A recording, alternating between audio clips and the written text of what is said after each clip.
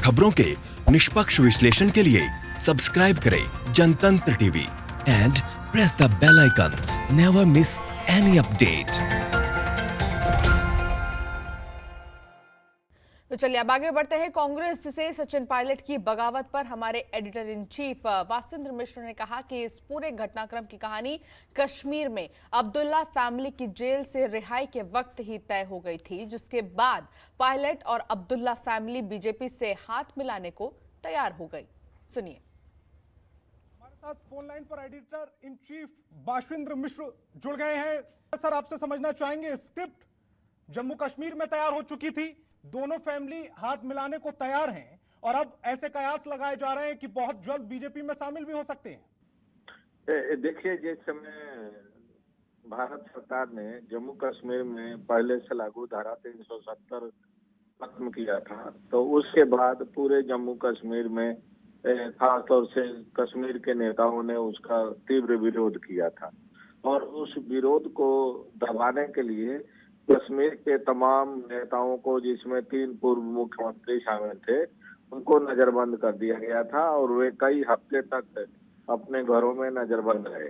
उसके बाद एक इंडिपेंडेंट चैनल के जरिए अब्दुल्ला परिवार से और भारत सरकार की बातचीत हुई और बातचीत के तहत ही बताया जाता है कि इस बात पर रजामंदी हुई थी कि सरकार अब्दुल्ला परिवार की रिहाई कर देगी और बदले में अब्दुल्ला परिवार अपने रिश्तेदार और दामाद सचिन पायलट को भारतीय जनता में शामिल होने के लिए कहेंगे। शायद वही पृष्ठभूमि है, वही तैयारी है जिसके तहत सचिन पायलट आने वाले 1-2 दिन के अंदर बीजेपी में शामिल होने जा रहे हैं।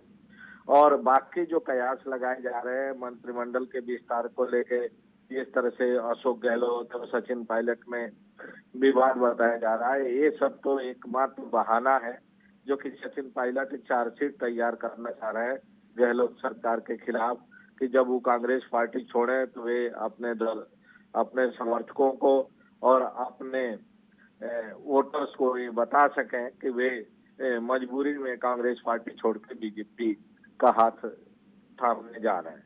लेकिन सच्चाई ये है कि सचिन पायलट और अब्दुल्ला परिवार की भारतीय जनता पार्टी के साथ एक लंबी डील हुई है और उस डील के तहत राजस्थान में सचिन पायलट बीजेपी में शामिल होंगे अपने समर्थकों के साथ, और कश्मीर में जब कभी भी विधानसभा की बहाली होगी तो अब्दुल्ला परिवार को भी उसका लाइन शेयर सरकार की तरफ से मिल सकता है। तो इसलिए जो मौजूदा राजनीतिक उठापटक देखने को मिल रहा है राजस्थान की राजनीति में, इसकी पृष्ठभूमि अब्दुल्ला परिवार की रिहाई के वक्त ही तय हो गई थी और यही कारण है कि अब राजस्थान की सरकार का भविष्य पूरी तरह से बीजेपी के हाथ में है। बीजेपी जब और जैसे चाहेगी उस तरह से राजस्थान की सरकार गिरेगी और वहां पर वैकल्पिक सरकार भारतीय जनता पार्टी के नेतृत्व में बनेगी। जी सर, आपसे ये भी समझना चाहेंगे कि अशोक ये माफ कीजिएगा, सचिन पायलट के बाद क्या अब्दुल्ला परिवार भी बीजेपी में शामिल हो सकता है? क्योंकि स्क्रिप्ट जम्मू कश्मीर से तैयार हुई है, तो क्या ये भी कयास ये भी हो सकता है कि अब्दुल्ला परिवार भी बीजेपी में शामिल हो? देखिए, अब्दुल्ला परिवार नेशनल कॉन्फ्रेंस पार्टी जो उनकी पार्टी है, वो पहले भी अटल जी के टाइम में एनडीए का हिस्सा रह चुके हैं, तो इसलिए दोबारा उनको एनडीए के साथ जाने में कोई गुरेज नहीं होगा, कोई परहेज नहीं होगा।